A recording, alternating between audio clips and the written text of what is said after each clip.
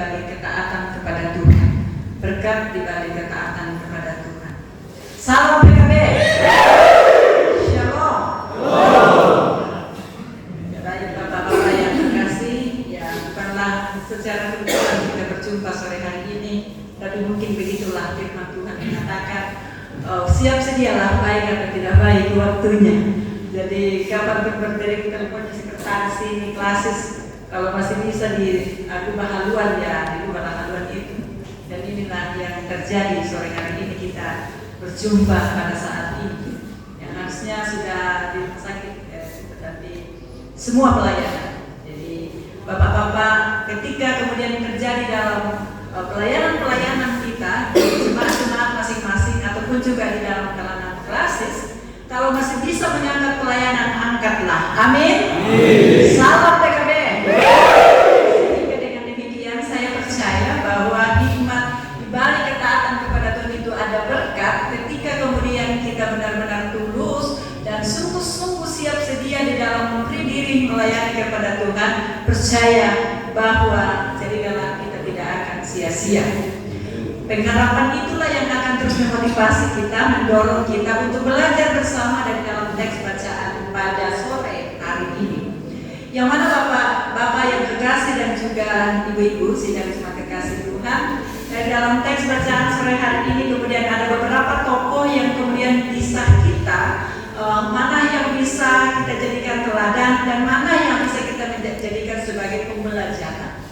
Yang pertama kita melihat adalah tokoh seorang raja bengis, dalam hal ini Firaun, ya, yang tidak yang punya arogansi, yang punya egoisme tingkat tinggi, dan kemudian dampak dari tindakan itu lalu kemudian melahirkan tindakan dalam anarkis atau tindakan yang sangat luar biasa radikal sekali. Yang kedua kita melihat tentang dua wanita, yaitu tokoh Sibra dan Puan, seorang bidan yang disuruh untuk kemudian membunuh setiap bayi yang lahir. Ketika itu terlahir dari perempuan-perempuan Ibrani, harus dilenyapkan karena faktor politik di dalamnya. Kalau mereka ini nanti lahir berkembang, jangan sampai kemudian mereka balik, itu pikirannya sang pemimpin dalam hal ini Firaun, bahwa kalau nanti lahir anak laki-laki dari perempuan Ibrani, maka bisa menyerang kita, bisa kemudian melawan kita, sehingga kita bisa berada dalam bahaya. Karena pada waktu itu mereka menghadapi dan menyikapi setiap yang terjadi dalam kehidupan mereka dengan mengandalkan otot, ya, dengan kekerasan. Nah, bapak-bapak dan jemaat Tuhan yang kekasih dalam Yesus Kristus, mari kita belajar bahwa kita berada dalam konteks dunia sekarang ini yang lagi viral, Bapak Ibu. Yang saya baca, ponakan saya polisi yang kirim status, dia katakan hati-hati kalau pulang ke rumah karena ada kata naik menunggu kalau kamu lambat pulang. Jadi saya lalu katakan apa sih maksudnya? Dia katakan lagi viral konten sekarang ini, bapak-bapak itu harus kemudian sigap di dalam menyikapi ketika ada terjadi di dalam keluarga. Maksudnya apa? Saya katakan kebetulan dia polisi. Tante udah lihat nggak yang lagi viral sekarang ini yang suaminya kemudian dibakar oleh istrinya? Nah, apa yang kemudian kita pelajari dari tindakan kekerasan yang sekarang ini terjadi, marak lagi trending sekarang ini, bapak-bapak dan ibu-ibu yang kekasih di dalam Tuhan, bahwa dalam sebuah keluarga pasti ada namanya perbedaan, pasti ada namanya riak-riak, itu pasti bapak-bapak dan ibu-ibu jemaat Tuhan. Tetapi tentu kita tidak lantas menyikapi setiap persoalan itu yang terjadi seperti dengan kekerasan, dengan egoisme kita, dengan arogansi kita, ya. Karena ketika kesombongan yang lebih dominan menguasai kita, maka tidak persoalan yang ada itu bukannya selesai, tapi justru kemudian menimbulkan korban yang jauh lebih banyak lagi ketika kemudian Dan itu yang kemudian kita lihat dalam teks bacaan kita pada kesempatan ini, bahwa rancangan Firaun dalam hal ini untuk mau melenyapkan bangsa Israel melalui putra-putra yang dilahirkan dari perempuan Ibrani itu dapat saja Allah kendalikan, dapat saja Allah hentikan dengan caranya sendiri, ya. Jadi ini pikiran-pikiran jahat yang kemudian bisa diatasi oleh kuasa Tuhan dengan cara yang ajaib. Muncul pertanyaan kita Bapak Ibu dan Saudara, bahwa apakah situasi yang terjadi belakangan ini tidak diketahui oleh Tuhan? Tuhan tahu Bapak Ibu Saudara, bahwa dan tentu kita juga tahu bersama di dalam alam sadar kita bahwa itu salah, ya, itu tidak benar, itu tidak baik. Tetapi apa yang menjadi penyebab sehingga bisa tersulut emosi lalu kemudian jatuh ke dalam perbuatan yang ke dalam kekerasan atau kekerasan dalam keluarga? Tentu ada penyebabnya, sehingga kita sebagai pemimpin keluarga tentunya harus membentengi keluarga kita, harus bertanggung jawab untuk kemudian mengamankan dan memberi rasa nyaman bagi keluarga kita, supaya jangan yang lebih dominan itu adalah arogansi, yang tengah-tengah, yang ada, ya. Kita tentu harus berpikir jauh ke depan, karena setiap perbuatan yang kemudian kita lakukan itu pasti akan ada dampaknya, ya, pasti akan ada dampaknya. Sehingga sebelum itu terjadi kita harus punya hikmat dan bijaksana supaya kita jangan semakin jatuh ke dalam lembah dosa yang membawa korban, ya, dan kebinasaan. Kita melihat bahwa dalam teks bacaan, akibat dari kesombongan Raja Firaun tadi, lantas kemudian dia mau melakukan kekerasan terhadap anak-anak yang tak berdosa itu yang akan dilenyapkan. Lalu kita melihat selanjutnya dalam teks bacaan ini tadi, bahwa ada dua perempuan yang kemudian lebih takut kepada Tuhan dibanding kepada raja. Padahal Bapak, Ibu dan Saudara, bahwa ketika melawan kita raja pada waktu itu, dampaknya adalah bahwa mereka pasti akan dihukum gantung. Itu kalau di kalangannya orang Israel. Tidak ada orang yang kemudian berani melawan titah raja atau perintah raja pada waktu itu. Tapi mereka ini dikasih hikmat juga dalam memberikan jawab, ya. Jadi segala sesuatu, walaupun orang ada tinggi, volume sudah besar, sudah mau meledak, sudah mau pecah, tapi kalau kita bisa memberi jawaban yang bisa diterima akal sehat kita, bisa dipahami, bisa dimengerti, lagi-lagi komunikasi itu penting, ya. Jadi pengendalian diri itu penting. Nah, dua wanita ini lalu kemudian memberi jawab bahwa, Tuhan, sebelum kami datang, perempuan Ibrani itu rupanya kuat, dan sebelum kami datang mereka sudah melahirkan lebih awal. Nah, apa yang bisa kita pelajari di sana Bapak, Ibu dan Saudara, bahwa dari sikap dua wanita ini kita melihat bahwa mereka jauh lebih taat, jauh lebih patuh, ya, lebih takut kepada Tuhan dibanding kepada manusia.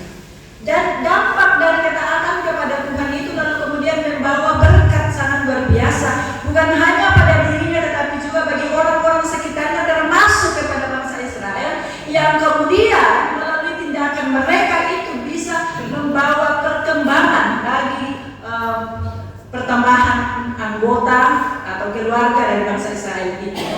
Berkat yang mereka peroleh dibanding ketaatannya kepada Tuhan adalah mereka ini yang sebenarnya sudah tidak bisa berkeluarga, tetapi sudah tua mungkin, ya, secara usia.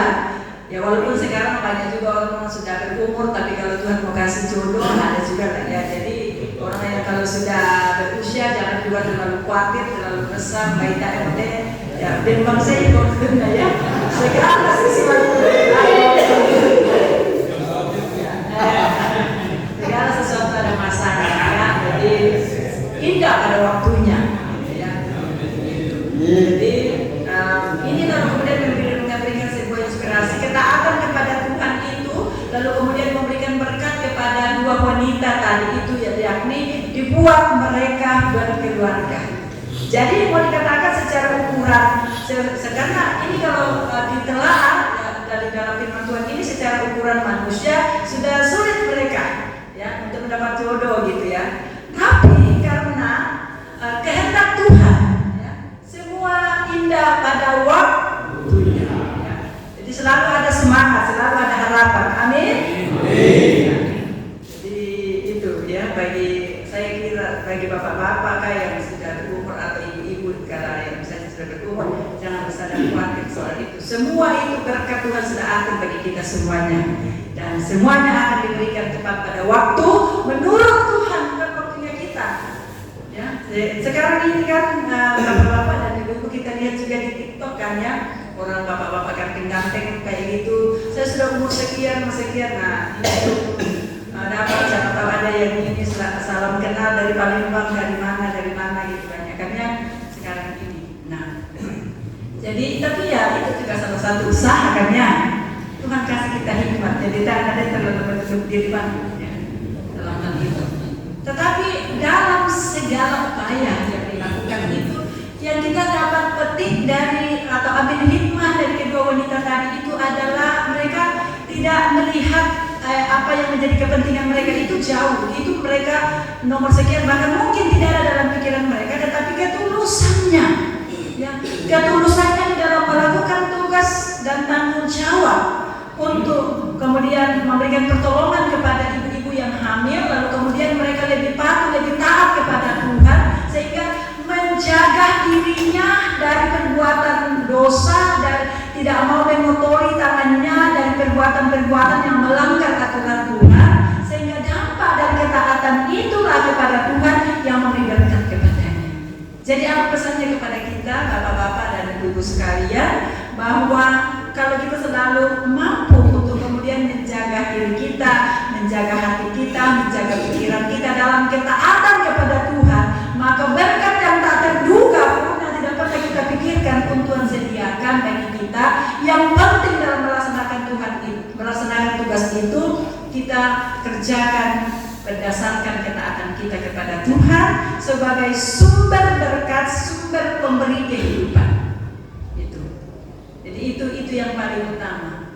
Dan boleh bapak-bapak, ibu jemaat Tuhan untuk kemudian merenungkan dalam diri dan kehidupan. Mungkin ada di antara kita yang kemudian punya kesaksian pribadi lepas pribadi, kalau benar-benar kita tulus dan ikhlas dalam kemudian melakukan apa yang menjadi tanggung jawab kita, panggilan kita sebagai anak-anak Tuhan, sebagai hamba-hamba Tuhan, sebagai pelayan-pelayan Tuhan. Kalau kita lakukan itu dalam keadaan fokus dan juga dalam ketaatan kepada Tuhan, dembang saya itu bisa.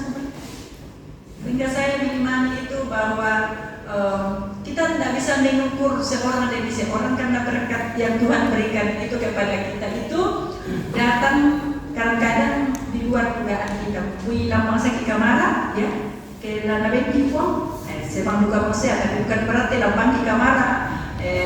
Mama lipat tangan, lalu semang siapa lebih pulau makaman tak otong. Sebab Amsal 6 sampai 11 jelas di situ dikatakan kalau kita bermalas-malas, lalu kemudian hanya bangku tangan, mengantuk, menguap, datanglah kemiskinan dan penderitaan. Makanya saya melihat kenapa banyak orang-orang Tarakan ya sejahtera hidupnya, karena memang pekerja-pekerja keras semua di bapak-bapak. Amin. Ini saya saksikan dengan mata kepala saya, karena ada biasa pastori di kebetulan agak tinggi. Saya lihat kali seperti bapak-bapak ini semangat luar biasa. Ada macam ya.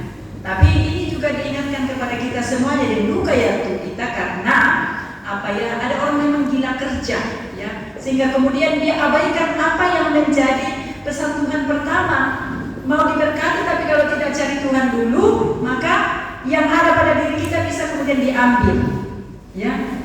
Tapi orang yang taat, orang yang tulus, orang yang berhikmat membagi waktunya, apa yang mungkin belum dia punya akan ditambahkan Tuhan, karena dia mencari surga hidup yang pertama.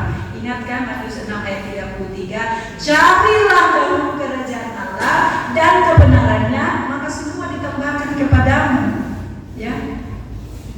Itu yang harusnya kita pegang teguh. Kita ini di dalam dunia berusaha, tapi yang menentukan itu adanya berkat itu bukan kita, bukan dari usaha kita, tapi dari Tuhan. Makanya kan kita segala sesuatu sebagai orang beriman, sebelum kita melakukan segala sesuatunya, kita dahului selalu dengan doa. Kita minta hikmat, kita minta petunjuk, kita minta berkat sama Tuhan supaya apa yang kita kerjakan dibuat berhasil oleh Tuhan. Amin.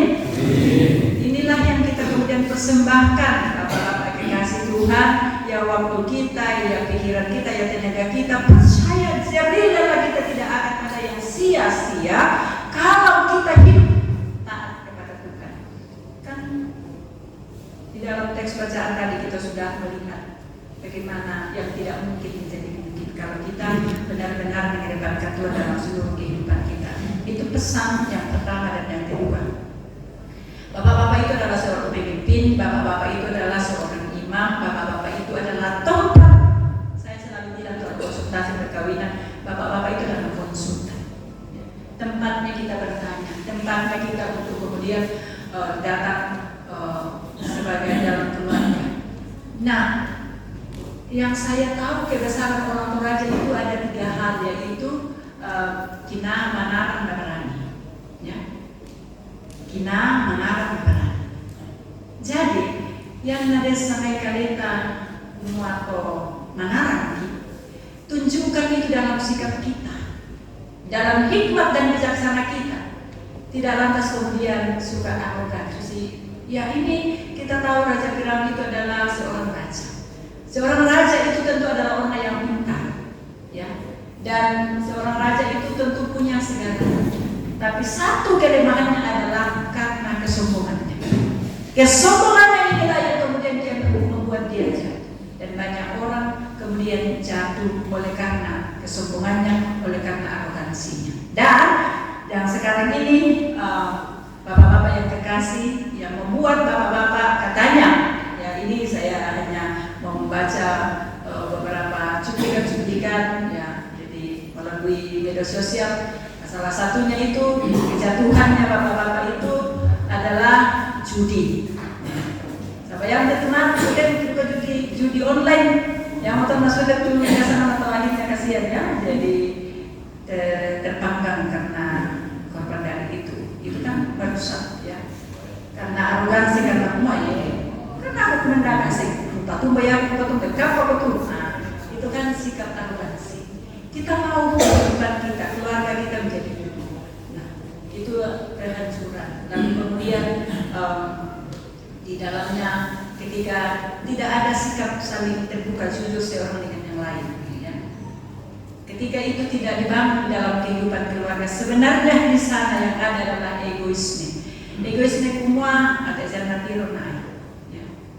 Jadi bapak-bapak dan ibu-ibu kita semuanya bahwa secara kasat mata kita tidak melihat Tuhan, tapi Tuhan melihat kita dari atas, ya. Yang kepadanya nanti kita akan berharap seluruh kehidupan kita. Jadi intinya itu adalah sebagai seorang pemimpin yang berhikmat dan bijaksana harus punya tanggung jawab yang tinggi, harus mengayomi, harus memberikan rasa ketenangan, ketentraman, dan keseimbangan itu memang penting karena tadi kita melihat satu sikap arogansi, tapi satu sikap yang bijaksana, takut Tuhan. Nah ini sangat penting untuk kemudian kita perhatikan di dalam seluruh hidup dan kehidupan kita, sama melalui wadah persekutuan seperti inilah bapak-bapak kita selalu diisi dan diisi, selalu kemudian disirami dan dicerahkan oleh kebenaran firman Tuhan, supaya ketika kita kembali dalam kehidupan keseharian kita selalu diingatkan oyang meriduna apa sakripuang, meriduna apa masipuang, dan kunci salah satunya poin penting tadi adalah harus takut Tuhan. Takut Tuhan berarti menghindari perbuatan-perbuatan yang tidak sesuai kehendak Tuhan, menjauhkan diri dari perbuatan-perbuatan kekerasan, menjauhkan diri dari perbuatan-perbuatan yang kemudian mencelakai orang, ya, yang bisa membuat orang lain tersakiti, terlukai, menjauhkan diri dari hal-hal seperti itu supaya kehidupan kita itu menjadi terberkati. Karena itu bapak-bapak dan seluruh jemaat Tuhan yang hadir pada sore hari ini, kiranya dari dalam firman Tuhan yang kita dengarkan pada kesempatan ini menjadi sebuah inspirasi kepada bapak-bapak dan saya sebagai sesama anak-anak Tuhan, supaya kita memiliki karakter yang beriman dan bijaksana seperti Shipra dan Puah, agar seluruh kehidupan dan hidup dan kehidupan kita diberkati hari ini kekal dan selamanya. Tuhan memberkati. Amin.